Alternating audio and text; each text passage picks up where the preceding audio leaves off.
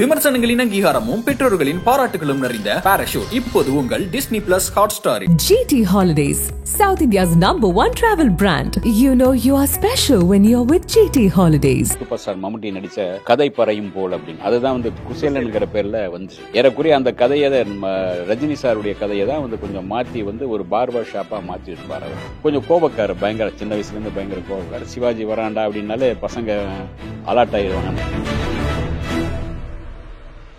அடிதான், பேச்செல்லாம் கிடையாது, ஓங்கி ஒரு அரை அடிஞ்சிருவார். அந்த மாதிரியான ஒரு சுபாவம். எவனா இருந்தாலும் சரி, அண்ணன் கிட்ட மட்டும்தான் பயம்.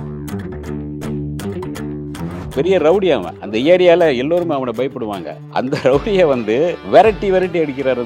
சைக்கிள் செங்கிலி எடுத்துட்டு பியூசி முடிச்சுட்டு ஒரு கன்னட பத்திரிகையில ப்ரூஃப் ரீடரா இருக்கார். முதல் மாச சம்பளம் 60 ரூபா. அதுல சிகரெட் பாக்கெட் வாங்கினா, அது வாங்கினேன், இது வாங்கினேன்னு ஒரு கணக்கு சொல்லியிருப்பார். தமிழ் வரவே வராது, ரொம்ப பிச்சு போட்ட மாதிரி வரும். அப்படி பேசினார் ரஜினி. இன்னைக்கு குட்டி கதையெல்லாம் சொல்றாரு. மேடை ஏறிட்டானா குட்டி கதை. நானே ஒரு புக் இங்க சூப்பர் ஸ்டார் சொன்ன சூப்பர் கதைக்குன்னு ஒரு குட்டி கதை புத்தகமும் போட்டிருக்கேன்.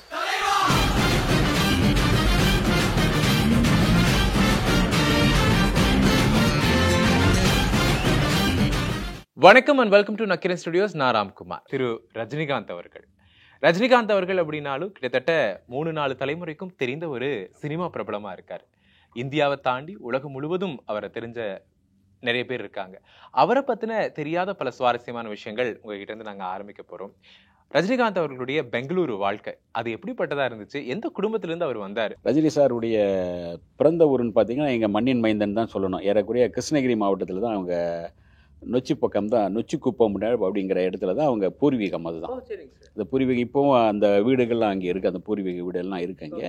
அந்த பூர்வீகம் அங்கே தான் இருந்தாங்க. அதுக்கு பிறகு அவங்க அப்பா பெங்களூர் போயிட்டார். பெங்களூரில் போயிட்டு அவர் அங்கே இன்ஸ்பெக்டராக வேலை பார்த்தார். ஒரு காவல் நிலையத்தில் வேலை பார்த்தார். இவருக்கு அப்பா அம்மா ரமாபாயின் அம்மா, இவருக்கு சின்ன வயசில் இருக்கும்போதே அம்மா இறந்துட்டாங்க. அண்ணன் சத்யநாராயணா. இன்னொரு அண்ணன் அவர் கொஞ்சம் சாஃப்டானவர். இவர் அதிகமாக பயப்படுறது சத்யநாராயணன் தான் பயப்படுவோம். அவர் தான் பெல்ட் அடிச்சிருவார். அந்த மாதிரி ஒரு அக்கா ஒன்று இருந்தாங்க. அப்புறம் அவர் சாரு நாகேஸ்வர் ராவ் அவர் இன்னொரு அண்ணன். அவர் கொஞ்சம் சாஃப்டான, அவரோட ஃப்ரெண்ட்லியாக இருப்பாங்க அவங்க. அந்த மாதிரியான இது அங்கே தான் இவர் இந்த ராமகிருஷ்ண மடத்தில் தான் போய் படித்தார். ரிட்டையர் ஆன பிறகு அவங்க அப்பாவுடைய மாத பென்ஷன் 30 ரூபா மாத பென்ஷன்.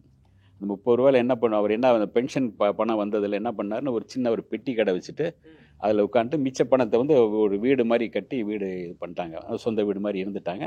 அந்த பெட்டி கடை மாதிரி வச்சுட்டு தான் அவங்க அப்பா உட்காந்துருந்தாங்க. 30 ரூபா மாதம் பென்ஷன் வரும். அதில் தான் அவங்க ஓடிட்டுருக்கோம். இவர் அந்த நேரத்தில் ரொம்ப வறுமையான சூழ்நிலை தான். அதாவது என்ன பண்ணுவாங்கன்னா, ஒரு காடா துணின்னு வாங்கினாங்கன்னா ஒரு ஒரு இப்போ 50 மீட்டர் 20 மீட்டர் வாங்கி 10 மீட்டர் வாங்கினாங்கன்னா எல்லோருக்கும் சேர்ந்து ஒரு பைஜாமா மாதிரி தைச்சிருவாங்க. பேண்ட் ஷர்ட்லாம் அன்றைக்கெல்லாம் அவருக்கு பேண்ட்லாம் அந்த காலத்துக்கு இப்போ இன்றைக்கி மாதிரி அமைஞ்ச மாதிரி அவர் அன்றைக்கி அமையலை. ஒரு வறுமையான சூழலுங்கிறனால சாதாரண ஒரு ஏழ்மையான குடும்பத்தில் எப்படி இருப்பாங்க அந்த மாதிரியான அவங்களுக்கு அந்த ஒரு பைஜாமா குருதா ஒரே மாதிரியான காஸ்டியூம் எல்லோருக்கும் 4 பேர் 3 பேருக்கு எல்லோருக்கும் சேர்த்து. ஆமாம். இப்படி வளரும்போது இவருக்கு ஒரு கொஞ்சம் கோபக்காரர், பயங்கர சின்ன வயசுலேருந்து பயங்கர கோபக்காரர். சிவாஜி வராண்டா அப்படின்னாலே பசங்க அலர்ட் ஆகிடுவாங்க. அந்த அளவுக்கு. ஆமாம் ஆமாம். அந்த அளவுக்கு ஒரு சிவாஜின்னு தான் சொல்லுவாங்க. அந்த பசங்க மத்தியில் அவர் பேர் சிவாஜின்னு தான் சொல்லுவாங்க. அவர் சினிமாவில் பார்க்கும்போது சரி, எல்லா இடத்துலையும் சரி, ஸ்கூலில் இருக்கும்போது கொஞ்சம் ஓரளவு ராமகிருஷ்ண மடத்தில் போகும்போது ஓரளவு கொஞ்சம் பக்குவப்பட்டு ஓரளவு ஆன்மீகமெல்லாம் கற்றுக்கிட்டு அப்படியே வளர்ந்து வர்றாரு. பியூசி முடித்தார்னு நினைக்கிறேன். பியூசி முடிச்சுட்டு ஒரு கன்னட பத்திரிகையில் ப்ரூஃப் ரீடராக இருந்தார். பத்திரிகையாக தூங்குறாரு. ஆமாம். ஒரு பத்திரிகை ஆஃபீஸில் வேலை பார்த்தார். ப்ரூஃப் பார்க்குற வேலை. மாதம் அவருக்கு 60 ரூபா சம்பளம். முதல் மாதம் சம்பளம் 60 ரூபா. அதில் சிகரெட் பாக்கெட் வாங்கினா, அது வாங்கினேன், இது வாங்கினேன்னு ஒரு கணக்கு சொல்லியிருப்பார். ஒரு சமயம் அவருடைய சின்ன அண்ணனை அங்கே ஒரு பெரிய ரவுடி, மிகப்பெரிய ரவுடி, அந்த ஏரியா தாதா ரவுடி, மிகப்பெரிய ரவுடி. அவங்க சின்ன அண்ணனை ஓங்கி அரைஞ்சிட்டார். இதை வீட்டில் இருக்கிறவங்க யாரும் அந்த ரவுடி அடிச்சிட்டான் சிவாஜிகிட்ட சொல்லாதீங்கன்னு சும்மா இருந்துட்டாங்க. நைட் 10 மணிக்கிட்ட அவங்க அண்ணன் சொல்லியிருக்கா, டே சிவாஜி, என்ன அந்த இவன் நாராயண ரவுடி அடிச்சிட்டான்டா. ஆனால் இப்படி கண்ணெல்லாம் வீங்கி போச்சுடா. ஏன் அடித்தாவன், எதுக்கு அடித்தாவன், எங்கே அவன் அப்படின்னு. அவன் இதில் இருப்பான்டா அப்படி. நைட்டோட கிளம்புறாரு. ஒரு சைக்கிள் செயின்னு இன்னொரு இது எடுத்துகிட்டு அப்படியே போட்டு அப்படியே சுற்றிட்டு இந்த இதில் ஒருவர் பார்த்தீங்க அந்த தப்பு தாளங்களை, டே நாராயணா அப்படின்னு போகிறார். அப்படியே இவர் வழக்கமாக சாராயம் கொடுக்குற இடம் இருக்கும். நான் தலைவா என்ன ஆளை காணோம் அப்படின்றாரு. வா வா வா வாத்தியாரா அப்படின்றாரு. ஒரு ரெண்டு இது கூட ஒரு 2 பாட்டில் எடுத்து கடகடன்னு ஏற்றிட்டு அங்கேருந்து கிளம்புறாரு. டேய் நாராயணா ஒண்டி கொண்டி வாடா, ஏதோ ஒரு அந்த பெங்களூரில் அந்த ஸ்லாங்கில் திட்டிட்டு அப்படியே டேய் நாராயணா செயினை சுற்றிட்டு போயிட்டே இருக்காரு. பார்த்தா அங்கே நாராயணன் இல்லை. கேட்குறாரு, அந்த ஹோட்டலில் உட்காந்துருக்கான் அப்படின்றாங்க. அந்த ஹோட்டலில் போனால் இவர் உட்காந்து பின்னாடி உட்காந்துருக்கான். ஓங்கி ஒரு உதுக்குறான். அவர் 4 படி போய் தாங்குறான். எங்கள் அண்ணனே அடிக்கிறாடா டே நாராயணா அப்படின்னு துரத்தி அவனை வந்து அந்த மார்க்கெட்டில் அந்த பக்கம் ஓடுறான். அவன் ஆக்ஷன் காட்சிகள் அங்கேயே ஆரம்பிச்சிருச்சு. பெரிய ரவுடி அவன். அந்த ஏரியாவில் எல்லோருமே அவனை பயப்படுவாங்க. அந்த ரவுடியை வந்து விரட்டி அடிக்கிறார் சைக்கிள் செங்கிலி எடுத்துட்டு. அப்போ அங்கே வந்து ஒரு பஸ் கண்டக்டராக அவர் மாறுறாரு. அப்போ வந்து அவருக்கு மாத சம்பளம் 400 ரூபா. மாத சம்பளம் 60 ரூபாயிலிருந்து 400 ரூபாய்க்கு வந்துடுறாரு. அதுக்கு பிறகு அந்த 400 ரூபாய்க்கு அந்த சம்பளத்தில் வந்து உங்களுக்கு அந்த பஸ் கண்டக்டராக மாறும்போது அப்போவே பயங்கர ஸ்டைலிஷாக வந்த இந்த படத்தில் பார்த்தீங்கன்னா அந்த பாட்ஷா. பாட்ஷாவில் உங்களுக்கு வந்து அந்த ஒரு சீன் இந்த மாதிரி ஒரு கண்டக்டராக நடிச்சிருப்பார். ஏன்னா படத்தில் பெரும்பாலும் நடிக்கல, இந்த மாதிரி நடிச்சிருப்பார். அந்த மாதிரி அப்போவே ஸ்டைலாக விசில் தான் அப்படி அப்படின்னு விஷயம் அடிப்பார். இந்த கையால் இப்படி அடிக்க மாட்டார். இந்த பாட்டுக்கு நடுவில் வருவார். அந்த அளவுக்கு அந்த பஸ்ல அந்த மாதிரி ஸ்டைலாக இது பண்ணுவார். இவருடைய டிரைவராக இருந்தார்ல அந்த ராவ் பகதூர் இவருடைய வாழ்க்கையே திருப்பி போட்டவர் அவர் தான் ஏறக்குறைய. நீங்கள் வந்து மலையாளத்தில் ஒரு படம் வந்துச்சு, மம்முட்டி சூப்பர் ஸ்டார் மம்முட்டி நடித்த கதை பறையும் போல் அப்படின்னு. அதுதான் வந்து குசேலன்கிற பேரில் வந்துச்சு. ஏறக்குறைய அந்த கதையை ரஜினி சாருடைய கதையை தான் வந்து கொஞ்சம் மாற்றி வந்து ஒரு பார்பர் ஷாப்பாக மாற்றி இருப்பார் அவர். அந்த கதையை தான் இவருடைய, அதாவது இவர் ஒரு நாள் வந்து 2 பேரும் ஒரு நாடகத்தில் நடிக்கிறாரு. நாடகத்தில் நடித்து சூப்பராக நடித்த உடனே சிவாஜி அமர்க்கலமாக நடிச்சிட்டேயா, நடிச்சிடாடா, நீ வந்து இங்கே இருக்க வேண்டாம், நீ சினிமாவுக்கு போயிடா, அங்கே போடா, நீ எப்போ தான் நீ இதுக்கெல்லாம் சரிப்பட்டு வராது, நீ சினிமாவுக்கு போடா. சினிமாவுக்கு எங்கடா போகணும் அதெல்லாம் இப்போ அப்படின்னு மறுநாள் என்ன வந்து உனக்காக இன்றைக்கி இது வரைக்கும் நான் குடிக்க மாட்டேன், இன்றைக்கி நான் குடிக்கிறேன் அப்படின்றார். நீ என்ன பண்ணுற, திரைப்பட கல்லூரிக்கு நீ உடனே எழுதி போடுற, இது பண்ணுற அப்படின்றார். சரின்னு பார்த்தா அவருடைய நண்பருக்காக திரைப்படங்கள் வந்து அந்த இதை ஃபார்ம் வர வச்சு இது பண்ணி கொடுக்குறாரு. ஃபார்ம் இது பண்ணுறாங்க. அவர் செலக்ட் ஆகிட்டு அங்கே போகிறார். இங்கே சென்னைக்கு வரும்போது அவர் என்ன பண்ணுறாருன்னா, சிவாஜி அவங்க அண்ணன் இப்போ வந்து இவர் 400 ரூபா சம்பளம் வந்துட்டுருக்கு, அதை விட்டு தான் நீங்கள் போகணும். அது வந்து ஒரு லீவு போட்டு, ஒரு லாங் லீவ் போடுவாங்களே அந்த மாதிரி ஒரு மெடிக்கல் லீவ் மாதிரி ஒரு லீவ் போட்டுட்டு கிளம்புறாரு. வீட்டுக்கு தெரிஞ்சு போகிறாரா சார்? வீட்டுக்கு தெரியும். வீட்டில் இருந்தாலும் கொஞ்சம் பார்த்து நீ இது பண்ணுற அப்படின்னு பார்த்துக்கோ அப்படிம்பாங்க அவங்க அப்பா எல்லாரும் சொல்கிறாங்க. ஓகேன்னு இது பண்ணிக்கிறேன்னு. லாங் லீவில் தானே போகிறார், அந்த சம்பளம் வந்துடும் இல்லை வீட்டுக்கு வந்துடும், அது இது வந்துடும் அப்படி போகிறாரு. போகும்போது இவர் வந்து மாதம் நான் 150 ரூபா அனுப்புகிறேன். அவருக்கு வந்து சம்பளம் வந்து அவருக்கு 400 ரூபா தான், நான் 150 ரூபா அனுப்புகிறேன்றார் அவருடைய நண்பர். அதை அனுப்பிட்டு அதில் இந்த ஒரு சங்கிலி செயின் எடுத்து இந்த கழுத்தில் போட்டு, இது எடுத்துக்கடா, பயன்படம் வச்சுக்கோடா அப்படின்றார். இங்கே வந்து அவர் வந்த பிறகு அது பயன்படுது. திடீர்னு ஒரு மாதம் நெருக்கடி வந்துச்சுன்னா அந்த செயினை அடுக்க வச்சுட்டு மறுபடியும் மாதம் வரும்போது 1ஆம் தேதி வரும்போது அந்த காசை வந்து அந்த ரொட்டேஷன் பண்ணிவிட்டு இது பண்ணிட்டு இருக்காரு. அப்படியே பண்ணிடுறார். அப்படி பண்ணி தான் அவர் இங்கே வர்றாரு.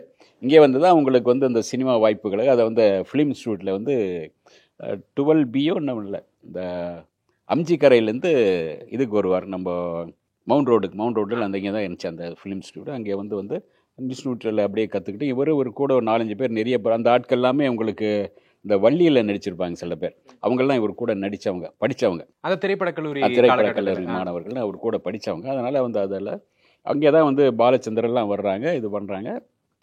பாலச்சந்திரை மீட் பண்ணி தான் அங்கே தான் அவர் வாய்ப்பு பெறார். முதல்ல அவருக்கு வாய்ப்பு தரும்போதே பாலச்சந்தர் வந்து ஒரு 3 படங்களுக்கு வாய்ப்பு தர்றார். ஒரு நாள் வந்து திடீர்னு வந்து ஒரு அழைப்பு வருது, ஒரு டிரைவர் வர்றாரு. இங்கே சிவாஜி ராவ் யாருன்னா நான் தான், அவர் மேலே இருக்கார், மேலே கொட்டாயில் இருக்கார் அப்படின்னா, மேலே கொட்டாயி ஓலைக்கொட்டாயில் இருக்குது. ஓலைக்கொட்டாயிலுக்கு வந்தோடனே உடனே போயிட்டு ரஜினி சார் இவரை கவிதாலயை கூப்பிட்றாங்க. என்ன போய் பார்த்து பாலச்சந்தர் சார் அழைப்பு, பாலச்சந்தர் சார் வந்து உன்னை வந்து ஒரு படத்துக்கு இது பண்ணியிருக்கேன்பா, அபூர்வ ராகங்கள் அப்படின்னு 3 படங்களுக்கு புக் பண்ணுறாரு. அபூர்வ ராகங்கள், அப்புறம் போனா ஒரு கேள்வி கூட, இன்னொரு அந்துல கதா அப்படின்னு அவள் ஒரு தொடர் கதையுடைய கன்னட ரீமேக். அது 3 படத்துக்கு. முதல் சம்பளம் 500 ரூபா முதல் படத்துக்கு. கமலை விட இவர் அதிகமாக வாங்கிட்டார். கமல் 150 ரூபா 350 ரூபா தான் வாங்கினார்.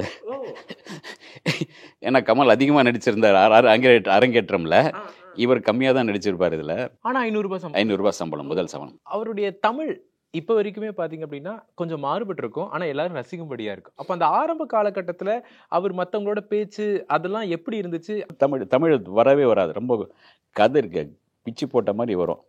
அப்படி பேசின ரஜினி இன்னைக்கு வந்து குட்டி கதையெல்லாம் சொல்றாரு. மேலே ஏறிட்டானா குட்டி கதை. 1 மணி நேரம் தொடர்ந்து பேசுறாரு. இவர் எடுத்த விஷயம் என்னன்னா, ஜனங்களோட பாஷையில் பேசணும், கலோக்கியலாக பேசணும். அப்போதான் ஜனங்களோடு நீங்கள் மிங்கிள் ஆக முடியும். அதை விட்டுட்டு நீங்கள் வந்து உங்களுக்கு உங்களுடைய பாண்டித்யம் வேறு மாதிரி கொஞ்சம் வேறு மாதிரி ஸ்லாங்லாம் பேசுவீங்க. அந்த மொழி சீக்கிரம் ஒட்டாது. ஜனங்களோடு நீங்கள் ஒட்டி இருந்தால் தான். எம்ஜிஆருடைய சக்ஸஸ் என்னென்னா ஜனங்களோடு ஒட்டி இருந்தார், ஜனங்களோடு சேர்ந்து இருந்தார். அதனால தான் அவர் இன்னைக்கு வரைக்கும் பேச போகிறார். அதே மாதிரி தான் நீங்கள் ஒரு கலோக்கியலான ரொம்ப சாதாரண ஆளாக கூடவே இருக்கும்போது தான் உங்களுக்கு ஈஸியாக மக்கள் மகத்தில் போக முடியும்னு நினைச்சார். அதே மாதிரி தான் உங்களை எளிமையாக பேச ஆரம்பித்து இன்றைக்கி பார்த்தீங்கன்னா அவர் பேசுகிறது குட்டி கதையோடு எந்த ஃபங்க்ஷன் இருந்தாலும் குட்டி கதை பேசுவார். நானே ஒரு புக்கு இங்கே சூப்பர் ஸ்டார் சொன்ன சூப்பர் கதைகள்னு ஒரு குட்டி கதை புத்தகமாக போட்டிருக்கேன். அந்த அளவுக்கு குட்டி கதைகளோடு அந்த அளவுக்கு அழகாக தமிழ் பேசக்கூடிய அளவுக்கு வளர்ந்துட்டார். பாலச்சந்தர் சார் சொல்கிறாரு, நீ வந்து தமிழ் கற்றுக்கணும் முதல்ல. அவருக்கு டைலாக் 2 வரி தான், பைரவி வீடு இதுதானா அப்படின்னு. இந்த வரியை வந்து 200 தடவை நான் மனப்பாடம் பண்ணேன். 200 தடவை மனப்பாடம் பண்ணி கேமரா முன்னாடி ஆக்ஷன் சொல்லும்போது டக்குன்னு மறந்துடுவார். பாலச்சந்தர் பார்த்தோம்னா ஒரு பதட்டம், ஒரு புலியை பார்த்த மாதிரி பதட்டம் வரும். ஓடி போய் வேகமாக போயிட்டு சிகரெட்லாம் பிடிச்சி ஆசுவாசப்படுத்தி மறுபடியும் வந்து பைரவி வீடுக்கு தானா அந்த கேட்டை திறந்து கமல்ஹாசன். ஆமாம் கேட்க. அப்போ நான் கமலுடைய நடிப்பை பார்த்து மிரண்டு போயிட்டேன். நாம் எப்போ இந்த மாதிரி நடிக்கிறது, என்னம்மா நடிக்கிறார், நான் கேஷுவலாக நான் வந்து இந்த பைரவி வீடு தான் நான் கேட்குறது எனக்கு 200 தடவை பேச வேண்டியிருந்தது அப்படின்னு அந்த இது பண்ணியிருப்பார். ஏன்னா அது முதலுடைய பதட்டத்தில் அவர் நடந்த விஷயங்கள் அப்படி சொல்லியிருப்பார். அந்த முதல் ஷூட்டிங்கும் அவருக்கு பதட்டமாக இருந்தால் கொஞ்சம் இது பண்ணியிருக்கோம். ஆனால் முதல் படமே பார்த்துட்டு நடிக்கிறாரு. அதுக்கு பிறகு இந்த மீசையெல்லாம் தாடியெல்லாம் அந்த கோட்டெல்லாம் பார்த்து ஒரு பெரிய பழைய கோட்டு, அது என்னையே அடையாளம் தெரியல. நான் வந்து டப்பிங் பேசும்போது நான் தானா இது, நம்ம போய் இன்னைக்கு நின்றுட்டே இருக்கேன் ஒரு 10 நிமிஷம். பாலச்சந்தர் சார் வந்து பேசலாமா அப்படின்னார். அதுக்கு பிறகு தான் ஓகே சார் அப்படின்னு அப்புறம் தான் பேசினேன் அப்படின்றாரு. அதே மாதிரி உங்களுக்கு இந்த படம் வந்தப்போ முதல்ல இதில் போயிட்டு இந்த டி நகர் இந்த தேட்டருக்குள்ள கிருஷ்ணவேணி தேட்டரில் தான் போய் பார்க்குறாரு. அப்போ பார்த்து முதல் முறை ஒரு சின்ன பொண்ணு வந்து அங்கிள் நீங்கள் தானே அது கண்டுபிடிச்ச உடனே பயங்கர சந்தோஷத்தோடு அந்த பொண்ணுக்கு வந்து பிஸ்கெட்லாம் வாங்கி கொடுத்து ஒரு என்னுடைய முதல் ரசிகை நீதான் அப்படின்னு சொல்லிட்டு போறாரு. இந்த பேர் வந்து அவருக்கு பேர் வந்து ஒரு படமெல்லாம் ரெடி பண்ணியாச்சு, உனக்கு என்ன பேர் வைக்கலான்றாரு. சார் எனக்கு சிவாஜி ராவெல்லாம் வேண்டாம், ஏற்கனவே சிவாஜி இருக்காரு. ஏற்கனவே நான் ஒரு படத்தில் மேஜர் சந்திரகாந்தில் 2 பேர் வச்சுருக்கேன், ரஜினிகாந்த் ஸ்ரீகாந்த் அப்படின்னு. அதில் ஸ்ரீகாந்த் இருக்கார், நீ ரஜினிகாந்த் இருந்தார். ஓகே சார் ஆசீர்வாதம் பண்ணுங்கன்னு, அதாவது காலில் விழுந்து நல்ல வில்லனா வரணும்னு ஆசீர்வாதம் பண்ணுங்க சார் அப்படின்னாரு. நல்ல வில்லனா என்னப்பா நல்ல வில்லனா, நீ பெரிய ஆளாக வருவேப்பா, அதை ஏன் வில்லன் அப்படின்னு சொல்கிறாரு. அவருக்கு ஒரு ஆசை, அப்போ இருந்த ஆசை வந்து அவர் இன்னொரு இடத்துல சொல்லும்போது, நான் என்ன 4 படத்தில் வில்லனை நடிக்கணும், சிகரெட் தூக்கி போட்டு ஸ்டைலாக பிடிச்சிட்டு ஒரு பைக்கு ஸ்கூட்டர் வாங்கி 4 தெரு சுட்டு அப்படியே வரணும் ஜாலியாக, அவ்வளோதான், வேற எதுவும் கிடையாது, வில்லனா நடிக்கணும் அப்படின்னு. அதிகபட்ச ஆசையாவே அதுதான். அப்படிதான் ஒரு சின்ன ஆசையாக தான் இருந்திருக்கும். அந்த பைக் இன்னும் வச்சிருக்காரு, முதல்ல வாங்கின பைக் இன்னும் வச்சிருக்காரு. அந்த காரும் வச்சிருக்காருன்னு நினைக்கிறேன். கார் வந்து பயங்கர ஃபாஸ்ட்டாக ஓட்டுவார், பயங்கர ஃபாஸ்ட்டாக ஓட்டக்கூடிய பைக்கும் அதே மாதிரி தான். அது அந்த அந்த அந்த ஆசை தான். அதுக்கு பிறகு அவர் ஆசீர்வாதம் பண்ண, இல்லைப்பா நீ பெரிய ஆளாக வருவே அப்படின்ற போனா ஒரு கேள்விக்குறியில் தான் இவரை வந்து இது பண்ணுறாங்க. ஒரு மக்களுக்கு தெரிந்த ஒரு முகமா அப்பதான் மாறுறாரு. 3 முடிச்சிலே அவருக்கு மக்களுக்கு தெரிஞ்ச முகமா மாறி, அதிலே ஒரு ஸ்டைல் அவருடைய வந்து ஒரு வில்லனுடைய ஸ்டைலை ரசிக்க ஆரம்பிக்கிற இவருடைய ஸ்டைலில் தான். வில்லத்தனமான ஒரு ஸ்டைலை வந்து ரசிக்க ஆரம்பிக்கிற இதில் தான். உங்களுக்கு போனால் ஒரு கேள்விக்குறி, அப்புறம் இன்னொரு இந்த காயத்ரி, அதில் வந்து ஒரு ஸ்டைலாக வந்து ஒரு ஸ்ரீதேவி மேலே அப்படி பாஞ்சி படுப்பார் பாருங்க, அது ஒரு பயங்கர ஸ்டைலாக வரவேற்பு கிடைச்சிருக்கும். பயங்கர விசில் அடிப்பாங்க, ஒரு வில்லன் வந்து ரேப் பண்ணுற மாதிரி போவான், அதை விசில் அடித்து ரசிப்பாங்க ஜனங்க, அந்த அளவுக்கு ஒரு இது பண்ணியிருப்பாங்க. அந்த மாதிரி அதில் வந்து உங்களுக்கு இதில் தான் அவருக்கு ஒரு லேசாக அவருடைய ஹீரோவாக நடிக்கிற இவர் வந்து சிவகுமார் வந்து வில்லனாக மாறுறாரு, இவர் வந்து ஹீரோவாக நடிக்கிறார் அந்த இதில் போனா ஒரு கேள்விக்குறியில். அப்போ போனால் ஒரு கேள்விக்குறி தான் நினைக்கிறேன். அவருக்கு வந்து முதல் படத்தில் சம்பளம் வந்து 500 ரூபா, 2வது படத்தில் 2000 ரூபா, அதுக்கு பிறகு 3000 ரூபா. அதுக்கு பிறகு வந்து உங்களுக்கு 16 வயதில் நடிக்கும்போது இவருக்கு 5000 ரூபா கேட்டார், 5 நாள் கால் ஷீட்டு. அவர் 2000 ரூபா 3000 ரூபா தான் தருவேன்னாரு, 2500 ரூபா தான் தருவேன் அப்படின்னு பேசினார் பாரதி ராஜா. 2000 ரூபா தான் கொடுத்தார், இன்னும் 500 ரூபா கடன் அப்படின்னு சொல்லிட்டு இருக்காரு அவர். இந்த கடன் இன்னும் தீர்க்கலை அவர் பாரதி ராஜா. அதில் அதுக்கு பிறகு வந்து இவருக்கு வந்து போனா ஒரு கேள்விக்குறி தான் நினைக்கிறேன். அதில் வந்து முதல் முறையாக அவருக்கு 5000 ரூபா சம்பளம். ஒரு ஹீரோவுக்கான ஒரு வில்லனுக்கு ஹீரோவுக்கான ஒரு என்ட்ரி கிடைக்குது, ஒரு விசில் படுக்குது, அவர் பார்த்தோன்னே ஸ்க்ரீனில் பார்த்தோன்னே அந்த அளவுக்கு ஒரு எனர்ஜியாக இருக்குது, ரசிகர் பட்டாளம் உருவாது. அப்புறம் தான் உங்களுக்கு பைரவியில் வந்து அவருடைய பைரவி வந்து 27வது படம், 27வது படம். அதில் தான் ஹீரோவாக ஆகிறார்.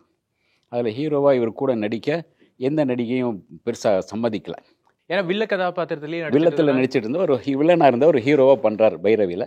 அப்போ வந்து ஸ்ரீபிரியா நடிக்கிறாங்க கூட. அதில் வந்து அந்த படம் தான் ஒரு பைரவியில் ஒரு வேறு மாதிரி ஒரு இவரை கலர் மாறுது. அதுக்கு பிறகு இவரை முதல் படத்தில் இவர் சூப்பர் ஸ்டார்னு இவரை கலைப்புலி தான் ஒரு பட்டம் கொடுத்துட்றாரு. அங்கேருந்து பார்த்தீங்கன்னா அவருக்கு ஆரம்பமாகுது. அதில் பைரவியில் அவருக்கு 15,000 30,000 என்ன சம்பளம் நினைக்கிறேன். முதல் ஹீரோவா கம்மி தான் கொடுத்துருந்தாங்க. அதுக்கு பிறகு தான் அவருடைய சம்பளம் அதுக்கு பிறகு தான் மாறுது.